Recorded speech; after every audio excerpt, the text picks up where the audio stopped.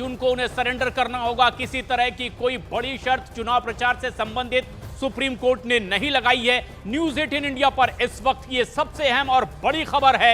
1 जून तक के लिए अंतरिम जमानत पर रिहा होंगे और ये बहुत संभव है कि आज रात तक के वो तिहाड़ जेल से बाहर भी आ जाएं।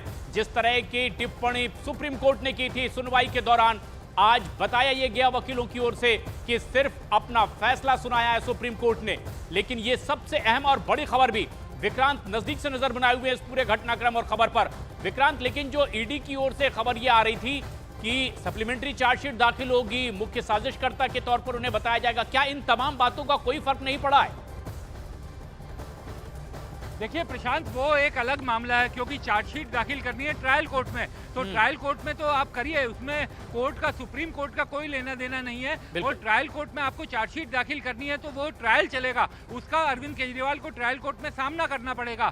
सुप्रीम कोर्ट जो है वो कॉन्स्टिट्यूशनल कोर्ट है, सुप्रीम कोर्ट में उन्होंने अपनी गिरफ्तारी और अपने रिमांड को चैलेंज किया था। उसका ट्रायल कोर्ट के फैसले से या ट्रायल कोर्ट की जो प्रक्रिया चल रही है उससे कोई लेना देना नहीं है। अरविंद केजरीवाल के खिलाफ ईडी को चार्जशीट दाखिल करनी है, वो मेन कॉन्स्पिरेटर हैं, वो सब चीजें उन्हें ट्रायल कोर्ट में दाखिल करनी होगी और अरविंद केजरीवाल को भी ट्रायल का सामना करना होगा। उसमें दोनों पक्ष क्रॉस एग्जामिनेशन करेंगे, गवाहों के बयान चलेंगे। ये एक लंबा प्रोसीजर होता है, पहले चार्जेस फ्रेम होंगे, उसके बाद वो गुनहगार है या नहीं, इसके बाद गवाहों की गवाही के बाद ये सब तय होगा। तो वो एक लंबा प्रोसेस है, वो ट्रायल कोर्ट में चलता रहेगा। और चार्जशीट का मसला यहाँ पर सुप्रीम कोर्ट में बिल्कुल नहीं था क्योंकि वो ट्रायल कोर्ट में दाखिल होनी है। ट्रायल कोर्ट के साथ यहाँ पर सुप्रीम कोर्ट के सामने एक सवाल था केवल कि क्या अरविंद केजरीवाल को इंटरिम बेल दी जाए या नहीं दी जाए। दोनों पक्षों को, अरविंद केजरीवाल को भी और ईडी को भी, एनफोर्समेंट डायरेक्टरेट को भी कोर्ट ने लंबे से सुना, दोनों की दलीलें सुनी। ईडी ने बहुत जोरदार तरीके से विरोध किया।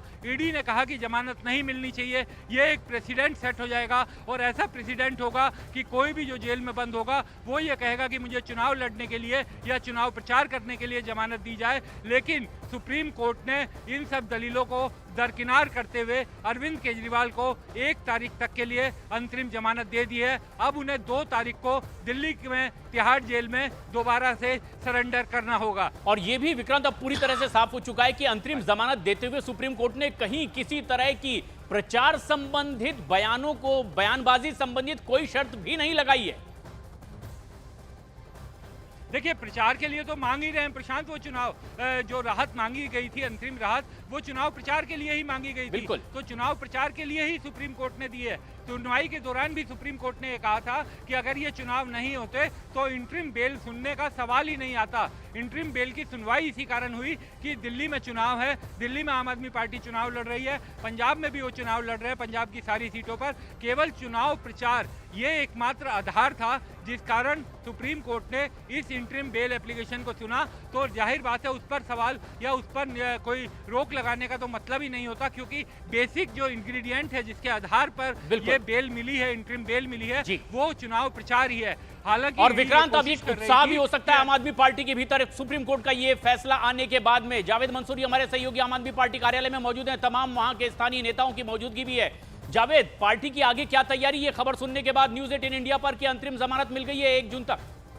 तमाम बड़े नेता पहले से इंतजार कर रहे थे। सांसद संदीप पाठक, गोपाल राय, सौरभ भारद्वाज पहले से यहाँ पर मौजूद थे। पूरी निगरानी और पूरी नजर आम आदमी पार्टी बनाए हुए थे और जैसे ही खबर आई कि अरविंद केजरीवाल को अंतरिम जमानत मिल रही है, ये नारेबाजी यहाँ पर शुरू हो गई थी।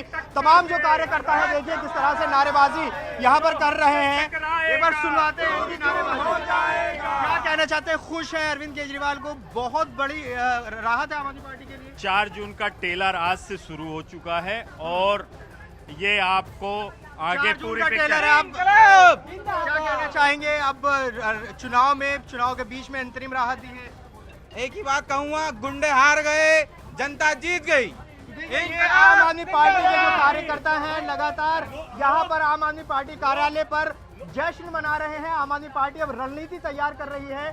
संभवतः मीडिया के सामने अब से थोड़ी देर बाद आम आदमी पार्टी के जो सीनियर लीडर्स हैं, जो अभी पार्टी कार्यालय में मौजूद हैं, गोपाल राय हैं, संदीप पाठक, सौरभ भारद्वाज, जो कि जो कोर्ट की हियरिंग चल रही थी उस पर नजर बनाए हुए थे। इंतजार था कि जमानत मिलेगी या नहीं, और अब जब सुप्रीम कोर्ट से बड़ी खबर आई है कि उनको अंतरिम जमानत मिल गई है, तो ऐसे में किसी संजीवनी से कम नहीं है आम आदमी पार्टी के लिए, क्योंकि चुनाव इस वक्त दिल्ली में पीक पर है। दिल्ली और पंजाब ये दो ऐसे राज्य हैं जहां आम आदमी पार्टी का बड़ा स्टेक है और ऐसे में बड़ी राहत की खबर ये आम आदमी पार्टी के लिए आई है।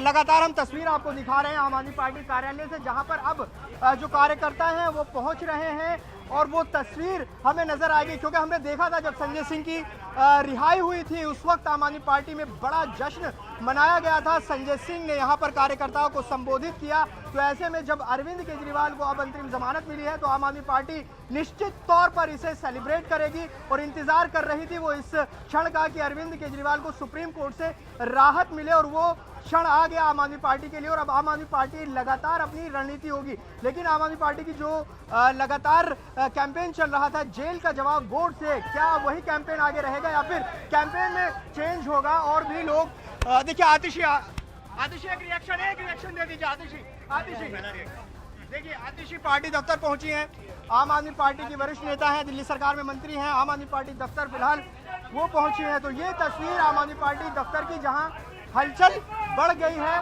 तमाम जो नेता हैं वो यहाँ पर पहुंचना शुरू हो गए हैं। अब अंदर दफ्तर के अंदर रणनीति बन रही है कि आगे अब इस पूरे ये जो अब जमानत मिली है, जमानत के बाद की स्थिति कैसी होगी, किस तरह से इसको सेलिब्रेट किया जाएगा, वो पूरी कोशिश आम आदमी पार्टी अब करेगी। अब से थोड़ी देर बाद हो सकता है कि मीडिया से बात करें तमाम वरिष्ठ नेता। फिलहाल यहाँ पर मौजूद है, एक बार तस्वीर दिखाइए प्रणय, किस तरह से आम आदमी पार्टी दफ्तर पर जो नारेबाजी है वो अभी चल रही है, किस तरह से यहाँ पर जश्न मना रहे हैं आम आदमी पार्टी के कार्यकर्ता। जैसे ही खबर आई कोर्ट की सुनवाई होते ही तुरंत आम आदमी पार्टी के कार्यकर्ताओं ने यहाँ पर नारेबाजी शुरू कर दी। तो ये तस्वीर न्यूज़ 18 इंडिया लगातार दिखा रहा है आम आदमी पार्टी दफ्तर पर, जहां तमाम जो वरिष्ठ नेता हैं वो मौजूद हैं, चाहे आतिशी हो, सौरभ भारद्वाज हो, गोपाल राय हो, संदीप पाठक हो, तमाम जो वरिष्ठ नेता हैं वो यहाँ पर पहुंचे हैं। तो ये फिलहाल आम आदमी पार्टी के दफ्तर की तस्वीर, जहां आम आदमी पार्टी के जो कार्यकर्ता हैं वो इकट्ठा है।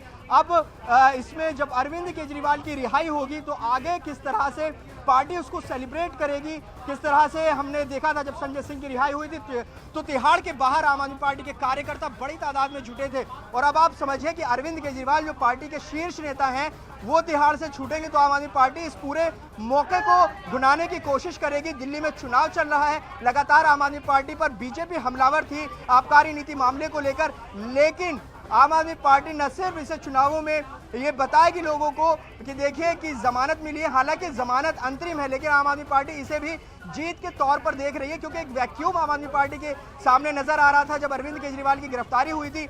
करीब 22 सीटों पर आम आदमी पार्टी चुनाव लड़ रही है। गुजरात में चुनाव हो चुके हैं, लेकिन अभी दो बड़े राज्य जहां आम आदमी पार्टी का स्टेक है, पंजाब और दिल्ली, यहां पर चुनाव होना बाकी है। और 1 जून तक जो आदेश दिया है कोर्ट ने वो इसी वजह से दिया है कि पंजाब का चुनाव बीत जाने के बाद वो वहां तक प्रचार कर सके, दिल्ली और पंजाब दोनों जगहों पर। तो